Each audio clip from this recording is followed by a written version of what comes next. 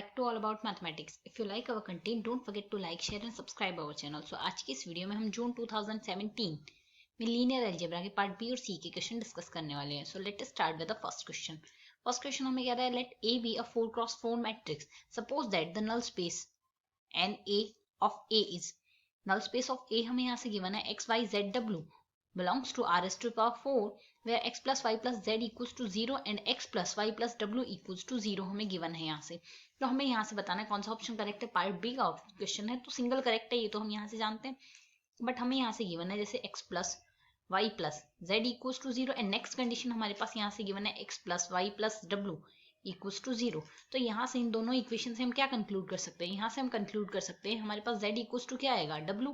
If z equals to w तो यहाँ से अगर हम नल स्पेस के लिए बेसिस लिखना चाहें तो बेसिस हम यहाँ से क्या लिख सकते हैं, हमारे पास यहाँ से बेसिस लिखा जा सकता है. अगर x इक्वल्स टू 1 लेते हैं और y इक्वल्स टू 0 लेते हैं तो z equals to minus of 1 आ जाएगा और z इक्वल्स टू w है तो यहाँ से w equals to minus of 1 आ जाएगा. सिमिलरली इन केस अगर x इक्वल्स टू 0 और y इक्वल्स टू 1 लेंगे तो यहाँ से -1 ये आ जाएगा हमारे पास. ये नल स्पेस के लिए बेसिस हो गया और इसकी डायमेंशन हमारे पास यहाँ से क्या आएगी, dimension of null space of A equals to हमारे पास दो एलिमेंट आए हैं बेसिस में तो डायमेंशन आ जाएगी 2. अगर डायमेंशन नल स्पेस की 2 आती है तो यही हमारे पास कॉलम स्पेस की डायमेंशन होगी. Dimension of column space of A equals to dimension of null space of A, so वो भी हमारे पास 2 ही आएगी. सो यहाँ से हमारे पास ऑप्शन ए तो डिस्कार्ड हो जाएगा बट ऑप्शन बी करेक्ट हो जाएगा जो कहता है dimension of column space of A equals to 2, क्योंकि ये हमारे पास dimension of null space of A की इक्वल होगी जो कि है हमारे पास 2. तो यहाँ से ऑप्शन बी करेक्ट हो जाएगा और ऑप्शन ए डिस्कार्ड हो गया डायरेक्टली. इसी तरीके से अगर हम यहाँ से बाकी ऑप्शंस भी चेक करना चाहिए, वैसे सिंगल करेक्ट ही होगा बट स्टिल अगर ऑप्शन सी चेक करना चाहिए जो dimension of null space of A होगी हमारे पास यही होगी nullity of A. Nullity of A आ जाएगी 2 और rank of A can be written as n minus nullity of A और n इक्वल्स टू हमारे पास 4x4 की मैट्रिक्स है तो n इक्वल्स टू 4 होगा तो 4 minus 2 equals to 2. Rank of A equals to 2 आएगा सो ऑप्शन सी भी discard हो गया.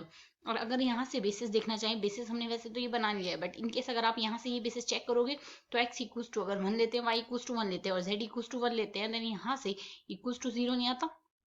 तो इस तरीके से भी आप इसे यहाँ से डिस्कार्ड सकते हैं. तो यहाँ से हमारे पास ऑप्शन बी करेक्ट आ गया. Now come to the next question.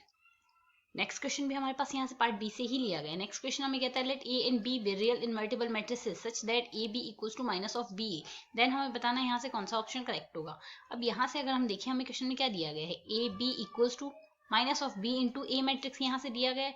तो यहाँ से इस इक्वेशन को हम दोनों साइड से ए इनवर्स से मल्टीप्लाई करते हैं. तो अगर ए इनवर्स से मल्टीप्लाई करेंगे तो यहाँ से क्या आ जाएगा, A inverse A B equals to आ जाएगा minus of A inverse into B into A आ जाएगा हमारे पास. यहाँ से ए इनवर्स इंटू ए हम यहाँ से एसोसिएटिव प्रॉपर्टी से लिख सकते हैं आई और I into B can be written as here B और minus of A inverse B A लिख सकते हैं. अब दो मैट्रिसेस इक्वल आई है तो यहाँ से उनके ट्रेस भी इक्वल आएंगे तो हम यहाँ से क्या लिख सकते हैं, trace of B equals to आ जाएगा हमारे पास minus of trace of A inverse B A के इक्वल आएगा यहाँ से हमारे पास.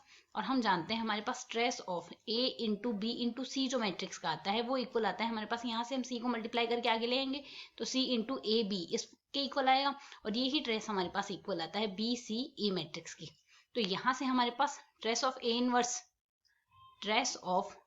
इनवर्स बी ए किसके इक्वल लिखा जा सकता है, ए को आगे ले जाएंगे तो ये हमारे पास इक्वल आएगा trace of A into A inverse into B.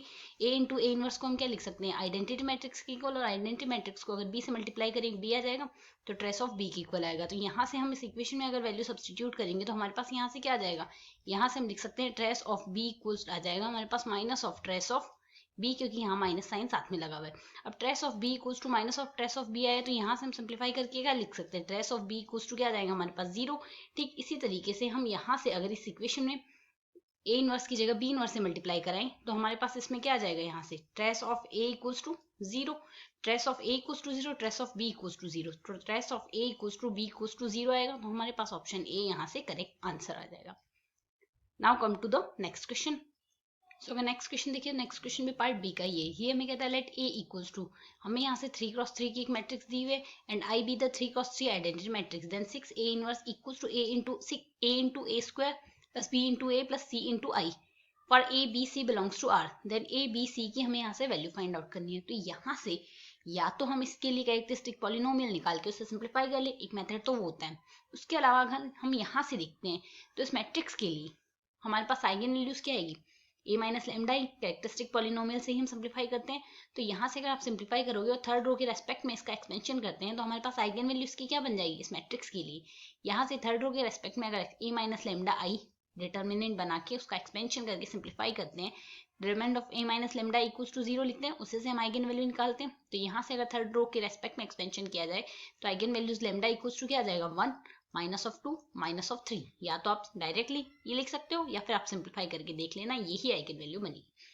अब हम जानते हैं आइगन वैल्यूज का सम हमारे पास क्या होता है ट्रेस ऑफ ए। तो ट्रेस ऑफ ए हमारे पास यहाँ से क्या लिखा जा सकता है इन सबका sum of lambdas which is equals to -5 + 1 minus of 4 आ जाएगा, ट्रेस 4 आ गया।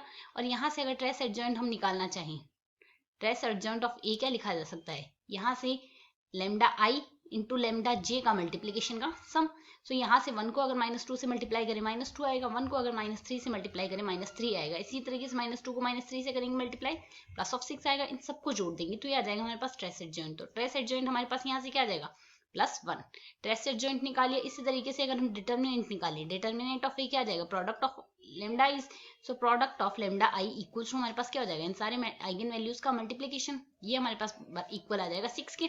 अब हम यहाँ से अगर कैरेक्टरिस्टिक पॉलिनोमियल लिखना चाहें तो characteristic polynomial of A over x can be written as here x³ minus of trace of A into x² plus trace adjoint of A into x minus of determinant of A equals to 0। इसके बाद equal आएगा हमारे पास characteristic polynomial. सो अगर इसमें value substitute करें x³ trace of ए हमारे पास -4 आया, माइनस माइनस यहाँ से हम लिख सकते हैं +4 इंटू एक्स, और यहाँ से ट्रेस एडजॉइंट आया +1, सो x आ जाएगा यहाँ से minus determinant of A 6 equals to 0, ये आ जाएगा हमारे पास यहाँ से। और हम जानते हैं सारी मैट्रिक्स अपने कैरेक्टरिस्टिक पॉलिनोमियल को सेटिस्फाई करती है। तो यहाँ से हमारे पास आ जाएगा a³ + 6 of a plus a, यहाँ a² आएगा, x² a² हो गया, माइनस ऑफ 6 इक्वल्स टू 0। अगर यहाँ से हम सिंप्लीफाई करें इंटू आई आएगा, यहाँ से इसको राइट हैंड साइड में भेज सकते हैं। 6 of I can be written as here a³ + 4 into a² plus a। इसे अगर हम दोनों साइड a इनवर्स से मल्टीप्लीकेशन करा दें, 6 into a inverse equals to a² plus 4 into a plus identity आ जाए, मैट्रिक्स आ जाएगी यहाँ से। सो a² + 4a इंटू आई हमारे पास यहाँ से क्या बना है a² plus 4a into I equals to आया है हमारे पास 6a इनवर्स के।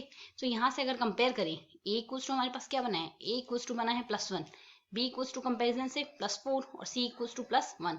सो a b c equals to 141। So 141 हमारे पास यहाँ से हमारा ऑप्शन डी करेक्ट आंसर होगा। Now come to the next question. So next question हमें कहता है लेट a इक्वल्स टू हमारे पास 3 क्रॉस 3 का मैट्रिक्स दिया हुआ है, then the eigen values of A के लिए आइगन वैल्यू हमें बतानी है। अब अगर आप यहाँ से मैट्रिक्स देखोगे तो हम जानते हैं मैट्रिक्स का अगर सारी रोज का सम इक्वल आए या सारी कॉलम का सम इक्वल आए तो हमारे पास जो सम आया है वो एक आइगन वैल्यू होगा। तो अगर यहाँ से कॉलम सम देखिए 1 + 1 2, 2 + 2 4 आया है यहाँ से इसका कॉलम सम। ठीक इसी तरीके से यहाँ से अगर कॉलम सम 6 - 2 देखिए ये भी 4 आया और इस कॉलम का सम भी 7 - 3 इक्वल्स टू 4 आया है। तीनों कॉलम का सम इक्वल्स टू 4 है। सो 4 हमारे पास एक आइगन वैल्यू होगा, लेमडा इक्वल्स टू 4 एक आइगन वैल्यू होगा। सो अगर ऑप्शन ए में देखोगे 4 एक भी आइगन वैल्यू नहीं है तो यहाँ से ऑप्शन डिस्कार्ड हो गया। ठीक इसी तरीके से यहाँ से इन तीनों में 4 एक आइगन वैल्यू है। सो ये तीनों ऑप्शन हमारे पास बचे हुए हैं। अब अगर हम सम ऑफ आइगन वैल्यूज देखें, सम ऑफ लेमडाज इक्वल्स टू हमारे पास क्या होता है ट्रेस ऑफ ए, और अगर हम यहाँ से ट्रेस निकालें sum of eigen values, so trace हमारे पास क्या आएगा 1 माइनस ऑफ 5 प्लस ऑफ 1, तो माइनस ऑफ 4 आ गया हमारे पास ट्रेस। सो ट्रेस हमारे पास -4 आएगा, sum of eigen values equals to -4 आएगा। अब सम ऑफ आइगन वैल्यूज -4 आ रहा है तो ऑप्शन बी में तो -4 आ नहीं रहा क्योंकि यहाँ से सम 7 और 1 8 आएगा, तो ऑप्शन बी डिस्कार्ड हो गया। ठीक इसी तरीके से अगर ऑप्शन डी डिस्कस करें, ऑप्शन डी में आइगन वैल्यूज एक तो है एक तो +4 है, दूसरी आइगन वैल्यू -2 + 2√7 है, और तीसरी आइगन वैल्यू -2 माइनस ऑफ 2√7 है। तो यहाँ से अगर इन सबका सम करें तो प्लस और माइनस आपस में कैंसिल हो जाएगा और यहाँ से ओवरऑल वैल्यू आएगी 0। ट्रेस हमारे पास -4 है, सो ऑप्शन डी में ट्रेस -4 आ नहीं रहा तो ऑप्शन डी भी डिस्कार्ड हो गया। बचा हुआ एक ऑप्शन है, यही हमारे पास करेक्ट आंसर होगा। यहाँ से आप चेक भी कर सकते हैं, इसके लिए ट्रेस हमारे पास -4 ही बनेगा। ठीक है, now come to the next question. यहाँ से पार्ट बी के सारे क्वेश्चन डिस्कस हो गए, अब चलते हैं पार्ट सी की ओर। नेक्स्ट क्वेश्चन हमारे पास यहाँ से पार्ट सी से लिया गया। क्वेश्चन हमें कहता है let V be the vector space. V हमें यहाँ से एक वेक्टर स्पेस लिया गया of polynomials of degree at most 3 in the variable of x with coefficient in r, and let t equals to dy dx be the linear transformation of v to itself given by differentiation. Which of the following are correct? हमें बताना है यहाँ से correct option क्या होगा. अब सबसे पहले हमें जो ट्रांसफॉर्मेशन लेना है 3 डिग्री के पॉलिनोमियल से लेना है. ट्रांसफॉर्मेशन dy by dx है, तो यहाँ से dy by dx अगर ट्रांसफॉर्मेशन लिया है, सो अगर हम यहाँ से पॉलिनोमियल p over x ले, ये हम यहाँ से अज्यूम कर सकते हैं. Let us take a0 plus a1x plus a2x square plus a3 x cube हमारे पास आ गया. तो अगर आप यहाँ से transformation D by D x लोगे तो ट्रांसफॉर्मेशन ओवर एक्स क्या लिखा जा सकता है हमारे पास यहाँ से इसका डिफरेंशिएशन. अगर इसका डिफरेंशिएशन करेंगे a0 as a constant differentiation आएगा 0, यहाँ से आएगा a1 plus 2a2 x plus 3a3 x square. ये आएगा हमारे पास यहाँ से ट्रांसफॉर्मेशन. अब अगर हम यहाँ से बेसिस माने तो बेसिस हम यहाँ से क्या लेंगे, पॉलिनोमियल्स में हम बेसिस यहाँ से अज्यूम करते हैं transformation of 1x x square x cube. ये बेसिस है हमारे पास यहाँ से. सो ट्रांसफॉर्मेशन यहाँ से इनके रेस्पेक्ट में अगर देखिए यहाँ से 1 आ रहा है. अब p में अगर आप लोगे x इक्वल्स टू यहाँ से 1, तो यहाँ से अगर पोलिनोमियल के रेस्पेक्ट में बेसिस देखें तो बेसिस हमारे पास क्या लिया जाता है 1x एक्स स्क्वायर. 3 डिग्री के पॉलिनोमियल्स लेने एटमोस्ट तो एक्स क्यूब आ जाएगा यहाँ से. अब अगर ट्रांसफॉर्मेशन देखेंगे तो यहाँ से 1 लिया गया है. ये हम क्वेश्चन करने के बेसिस पे देख रहे हैं, तो क्वेश्चन करने के बेसिस पे यहाँ से अगर ट्रांसफॉर्मेशन मैट्रिक्स बनाना चाहें तो जैसे a0 इक्वल्स टू 1 लेंगे और बाकी सारे कोफिशिएंट 0 लेते हैं, तो यहाँ से इसका ट्रांसफॉर्मेशन में 0 0 आएगा. और अगर ट्रांसफॉर्मेशन को यहाँ से मैट्रिक्स की फॉर्म में लिखेंगे सारे एलिमेंट्स यहाँ से 0 आ गए. अब यहाँ से x है, x का मल्टीपल a1 है. a1 यहाँ से अगर ट्रांसफॉर्मेशन में देखें कांस्टेंट में आ रहा है, बाकी आ रहे हैं 0, तो यहाँ से ट्रांसफॉर्मेशन 1 0 0 0 बन जाएगा. ठीक इसी तरीके से एक्स स्क्वायर देखोगे, एक्स स्क्वायर में यहाँ से मल्टीपल एक्स स्क्वायर किसका है a2 का, तो a2 की वैल्यू 1 आ रही है, बाकी सारे कोफिशिएंट्स है 0 है, तो a2 की वैल्यू 1 रखेंगे. तो यहाँ से ट्रांसफॉर्मेशन हमारे पास क्या बनेगा, यहाँ से अगर हम सिंप्लीफाई करते हैं जैसे हमने यहाँ से 1 लिया था, सो ट्रांसफॉर्मेशन ओवर यहाँ से बेसिस में अगर हम 1 लेंगे तो a1 इक्वल्स टू हमने 1 लिया है, तो ट्रांसफॉर्मेशन ओवर 1 हमारे पास यहाँ से क्या बना था, ट्रांसफॉर्मेशन ओवर 1 के रेस्पेक्ट में हमारे पास ट्रांसफॉर्मेशन यहाँ transformation over px transformation p over 1 equals to यहाँ से हमारे पास लिखा जाता है ये आएगा 1. तो transformation over p over 1 equals to हमारे पास क्या है 0. ट्रांसफॉर्मेशन ओवर p ओवर हमारे पास यहाँ से अब हमने p ओवर x लेना है, तो p ओवर x हमारे पास यहाँ से क्या है p over x equals to यहाँ से हमारे पास आया है a1, सो ये आ जाएगा हमारे पास a1.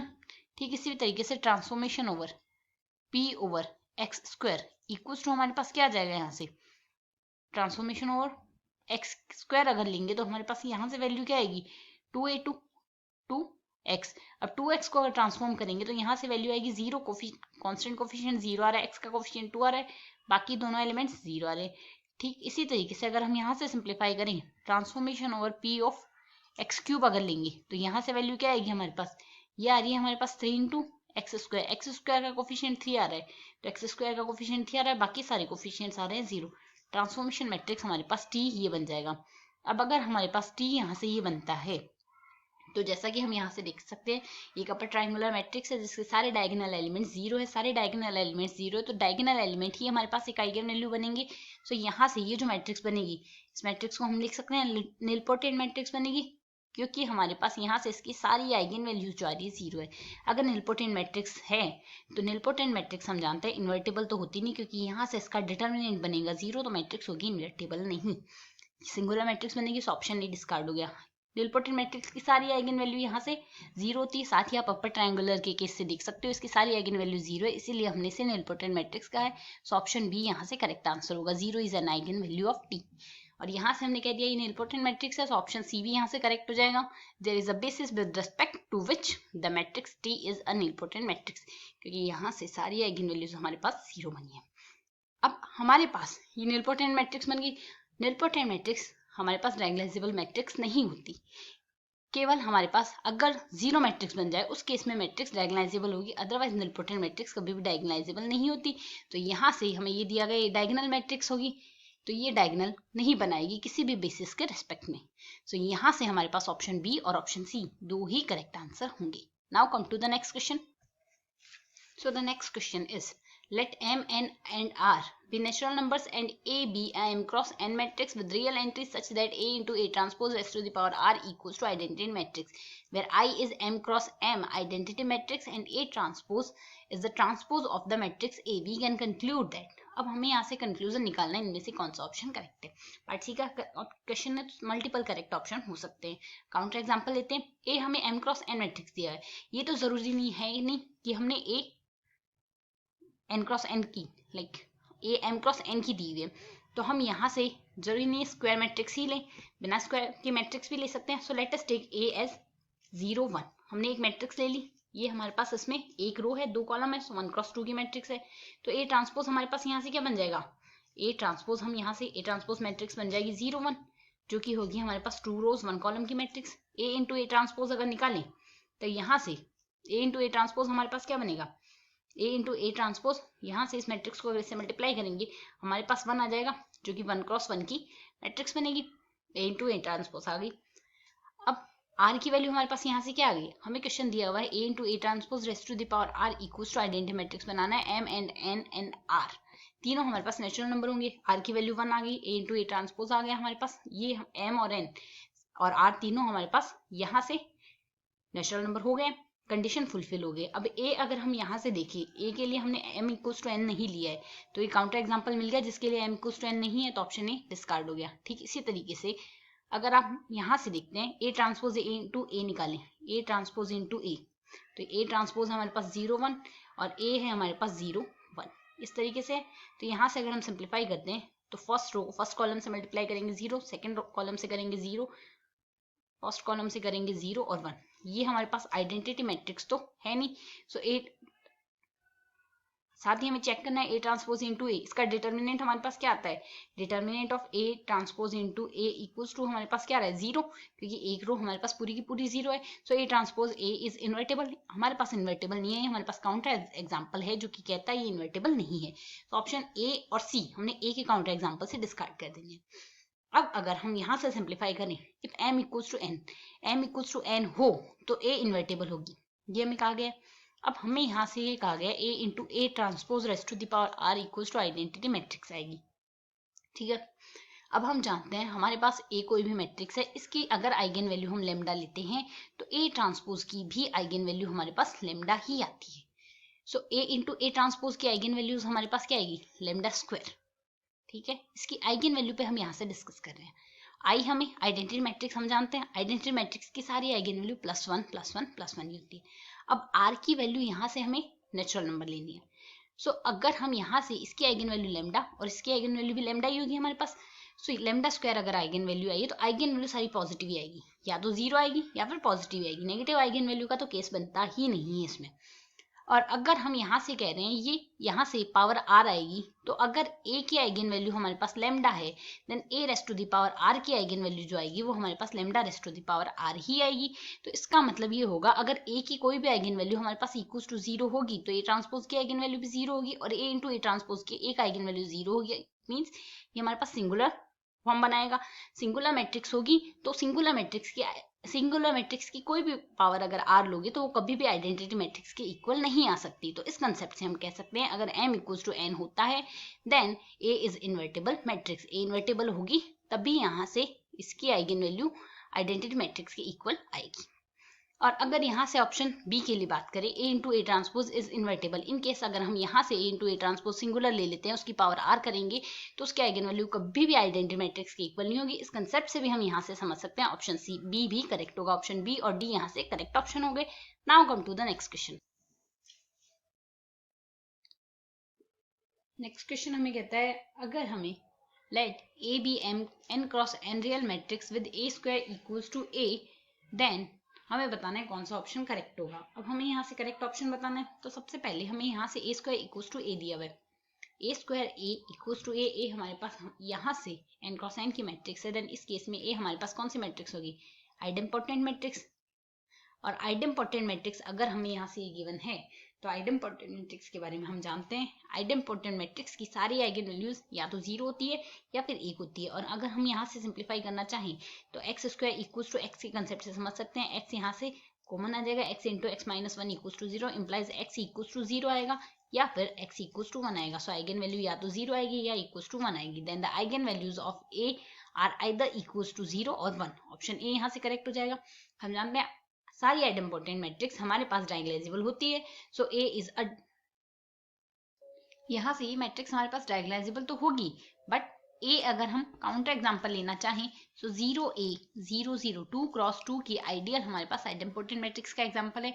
अब यहाँ से ये मैट्रिक्स हमारे पास डायगोनलाइजेबल भी है और आइडेम्पोर्टेंट भी है, बट यहाँ से डायगोनल मैट्रिक्स के इक्वल नहीं है। सो ऑप्शन बी हम यहाँ से काउंटर एग्जांपल से डिस्कार्ड कर सकते हैं कि डायगोनल मैट्रिक्स होगी, साथ ही डायगोनल एंट्रीज कैन बी 0 और 1।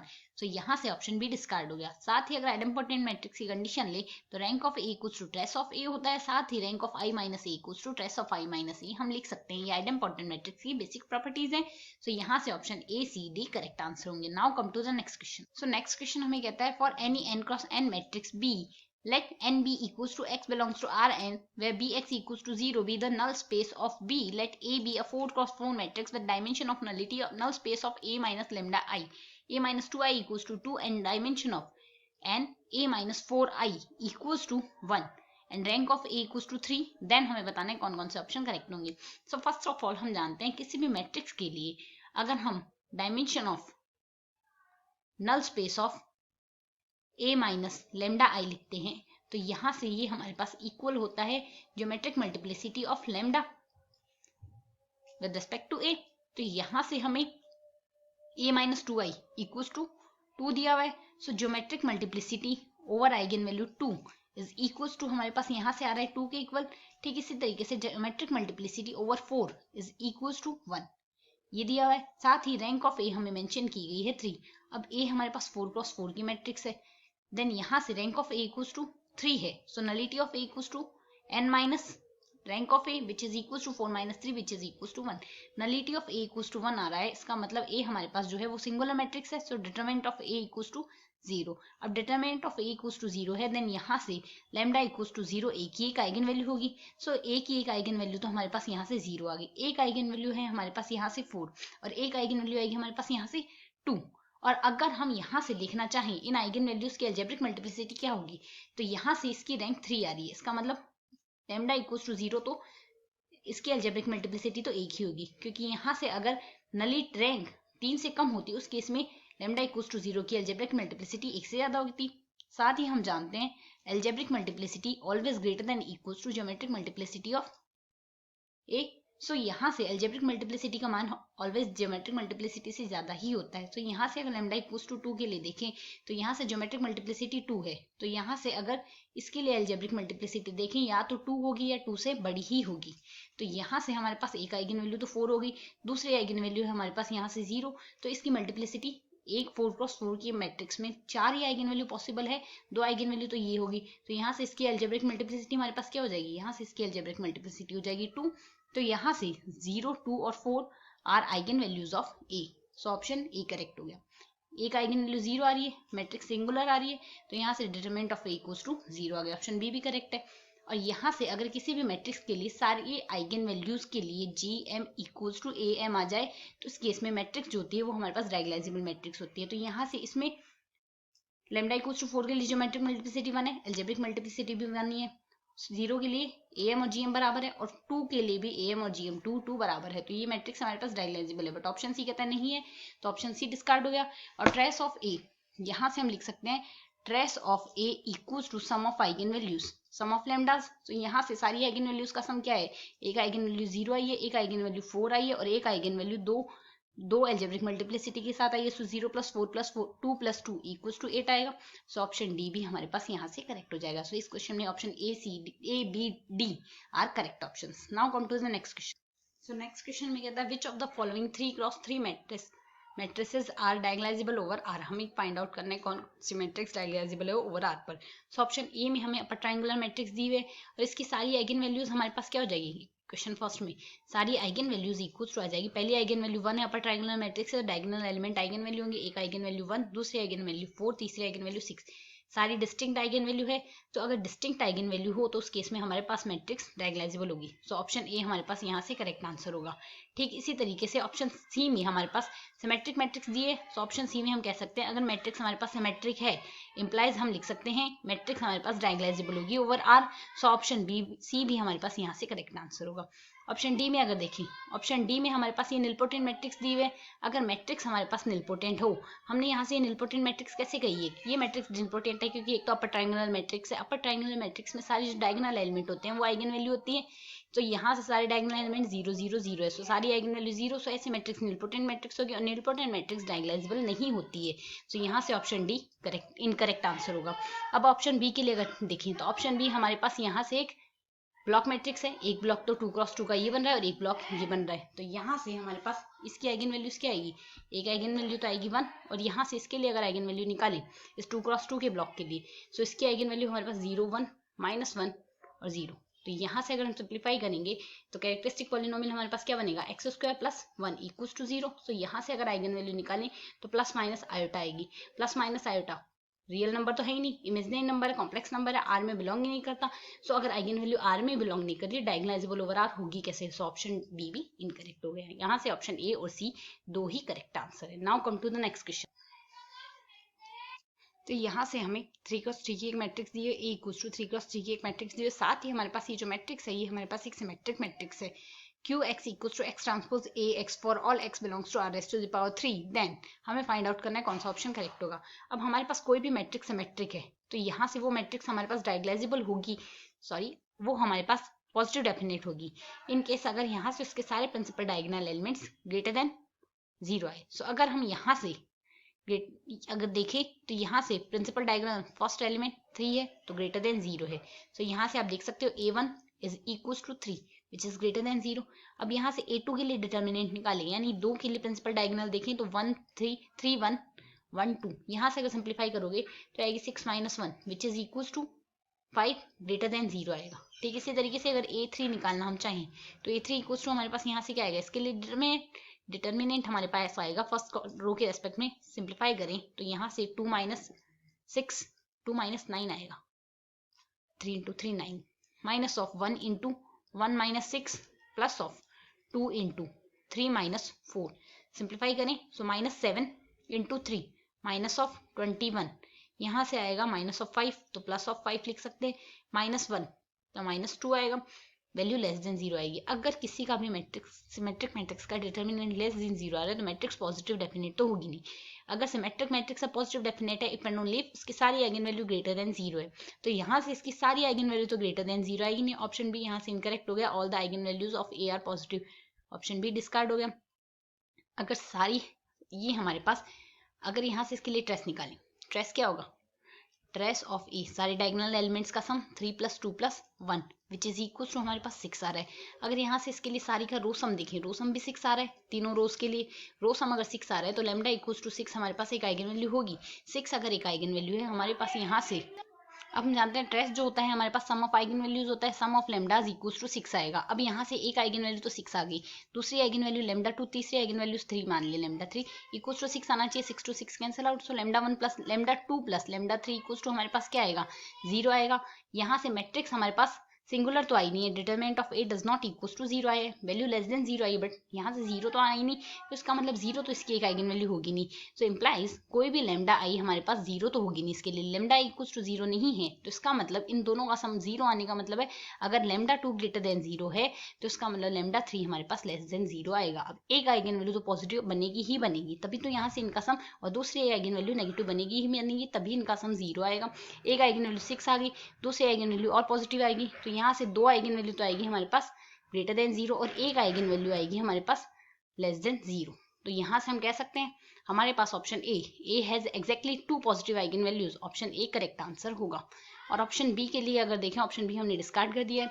अब यहाँ से अगर मैट्रिक्स हमारे पास एक भी आइगन सिमेट्रिक मैट्रिक्स में एक आइगन वैल्यू लेस देन अगर 0 आती है, नेगेटिव आती है, तो उस केस में हमारे पास ये जो मैट्रिक्स बनेगी ये यहाँ से ना तो पॉजिटिव डेफिनेट मैट्रिक्स बन रही है, तो यहाँ से सिमेट्रिक मैट्रिक्स में अगर लैम्डा ग्रेटर देन 0 आता है तो लैम्डा ग्रेटर देन 0 के केस में हमारे पास एक ऐसा वेक्टर एग्जिस्ट करेगा जिसके लिए हमारे पास x ट्रांसपोज x या फिर Q x must be greater than 0 है। और अगर हमारे पास कोई भी आइगन वैल्यू लेस देन 0 मिल जाती है उस केस में हमारे पास एक ऐसा वेक्टर x एग्जिस्ट करेगा जिसके लिए q of x must be less than 0 आएगी। तो यहाँ से इस कंडीशन से ऑप्शन सी भी हमारे पास, ऑप्शन डी करेक्ट आंसर हो जाएगा। अगर ऐसा केस एग्जिस्ट कर रहा है तो यहाँ से फॉर ऑल का केस डिस्कार्ड हो जाएगा और ऑप्शन सी यहाँ से डिस्कार्ड हो जाएगा। हमने बेसिक प्रॉपर्टीज लगा के ही इस क्वेश्चन को करेक्ट कर लिया। Now come to the next question.